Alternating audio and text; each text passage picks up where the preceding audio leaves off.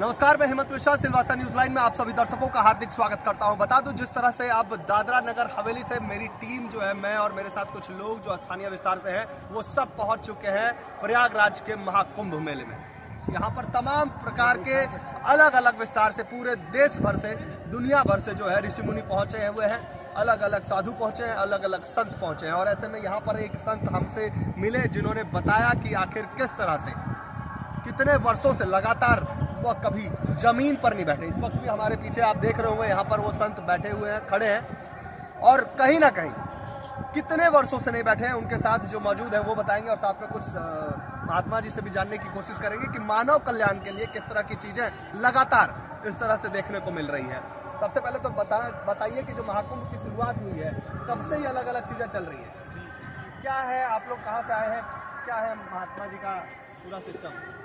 गोवर्धन के बीच में पलसो ग्राम पड़ता है, वहाँ से महाराज श्री पधारे हैं और लगातार 43 वर्ष से ये खड़े श्री हैं और 45 वर्ष से भोजन त्याग दिया है। भोजन नहीं करते, फलाहार लेते हैं जी। इनके पास जो है तो 50-60 नंग गोवंश है, गोवंश का पालन कर रहे हैं जी। और ऐसी गाय है जो दूध नहीं देती, आवारा भागती हुई गायों को महाराज पकड़ करके अपने आश्रम में रखे हुए हैं और उनका सेवन पालन करते हैं और आकाश वृत्ति अपना यहाँ वहाँ मांग करके और उनका भोजन के लिए व्यवस्था करते हैं। कहाँ से आए हैं आप लोग? हम लोग बरसाना और नंदगांव के बीच में गोवर्धन के वहीं से पलसों से पधारे हुए हैं। संत जी? हाँ, संत जी महाराज जी के वहीं के शिष्य हैं हम जी। सब उनके साथ में रहते हैं काम करने के लिए जी जी। ये देखिए, उन्होंने बताया कि आखिर किस तरह से गौ सेवा के लिए अलग अलग प्रकार, आपको ज्ञात होगा कि दादरा नगर हवेली के सिलवासा विस्तार में भी इस तरह की कई सारा आवारा पशुएं जो है, गाय जो है, वो सड़कों पर जाती है, जिसके चलते लगातार दुर्घटनाएं होती रहती है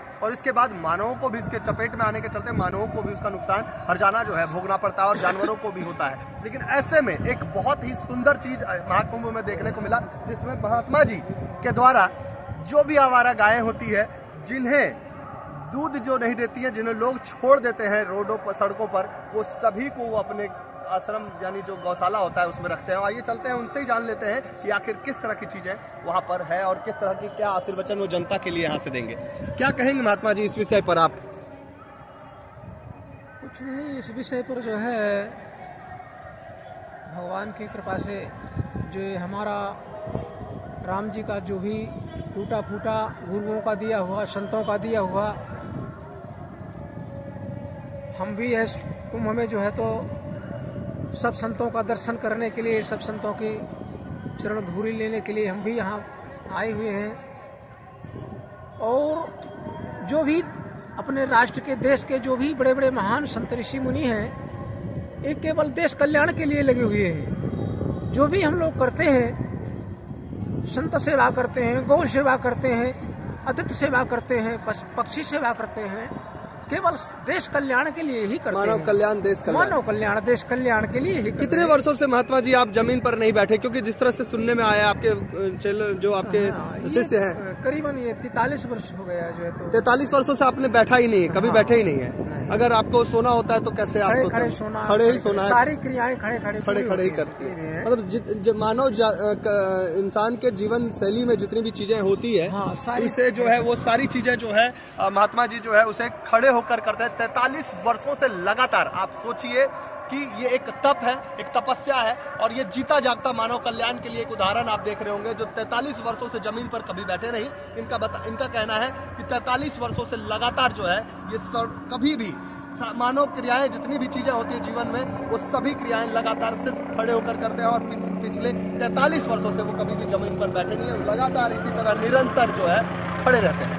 इसी तरह के इनकी पैरें जमीन पर आप देखेंगे जिस तरह से, देखिए इनके पैर जो है वो बहुत ही अनोखे तरीके से कह सकते हैं कि ये एक मानव कल्याण के लिए एक ऐसा तप है। ये वो तप है जिसे एक साधारण मनुष्य जो है कभी कर नहीं सकता है। इसी तरह कई ऐसी चीजें जो है महाकुंभ में जब आप आएंगे तो आपको देखने को मिलेगा। हालांकि 12 तारीख को शाही स्नान है और 26 फरवरी को जो है महाशिवरात्रि है, जिसके चलते लगातार जो सारी चीजें हैं वो यहाँ पर प्रशासन द्वारा भी बड़ी ही चुस्त दुरुस्त व्यवस्था जो है लगातार की गई है।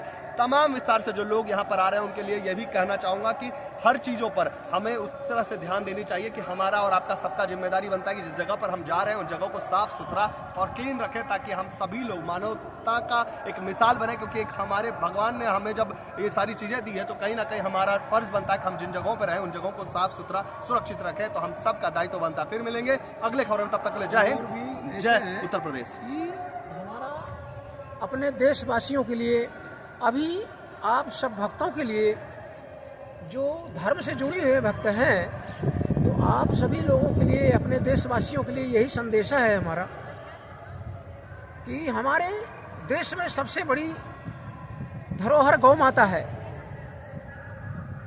तो जहाँ भी जैसी स्थिति में जिसको जैसे जहाँ से जैसे गौओं की सेवा और हर स्थिति में गौओं को बचा करके बचाना है, क्योंकि गौ सेवा से बढ़कर के कोई संसार में धर्म नहीं है जी। जब जब भगवान का अवतार होता है ना, तो विप्रधेन सुर संत तलीन मनुज अवतार निज इच्छा निर्मित तुलसी माया गुरु गोपार। तो कहना चाहिए कि जब जब भगवान अवतार लेते हैं तो गौओं के ऊपर, ब्राह्मणों के ऊपर, देवताओं के ऊपर, संतों के ऊपर जब कोई कष्ट आता है तभी भगवान अवतार लेते हैं। तो कहने का मतलब ये है कि हम सभी देशवासियों से अपना ये जानकारी बता रहे हैं और संदेशा दे रहे हैं कि जितना हो सके तो हमारे देश में जितनी भी गौएं लवारिश भाग रही हैं, ऐसा नहीं कि जब तक गौ माता दूध देती है तब तक दूध उसका पान किया, खाया पिया, इसके बाद में डंडे मार करके भगा दिया, ऐसा नहीं होना चाहिए। हमारे देश में अभी बहुत बड़ी कमी चल रही है। क्यों कि ऐसा है कि हर देश में जो है सब जीवों के लिए साधन बना हुआ है, हर जीवों के लिए साधना बना हुआ है। हमारे देश में गौओं के लिए कोई व्यवस्था नहीं हो रही है अभी। जैसे गौ नहीं तो राष्ट्र में अपने जो है तो गौ माता का जो है तो सबसे बड़ा पहला नंबर का वो मिलना चाहिए, गौओं के लिए सुरक्षा मिलना चाहिए, साधन मिलना चाहिए। तो अभी इसमें बहुत सी कमी है, क्योंकि जब इनकी परिस्थिति खराब आती है तो देश में नाना प्रकार की परिस्थितियाँ होती है नहीं। तो इसलिए हमारा कहना है कि जहाँ तक हो सके तो देश भाइयों से, हमारे भक्तों से यही संदेशा है कि गौ माता की सेवा विशेषतर ध्यान दें। हमारा यही संदेशा है। जय जय श्री सीताराम, जय जय श्री सीताराम, जय जय श्री राधे, हर हर महादेव।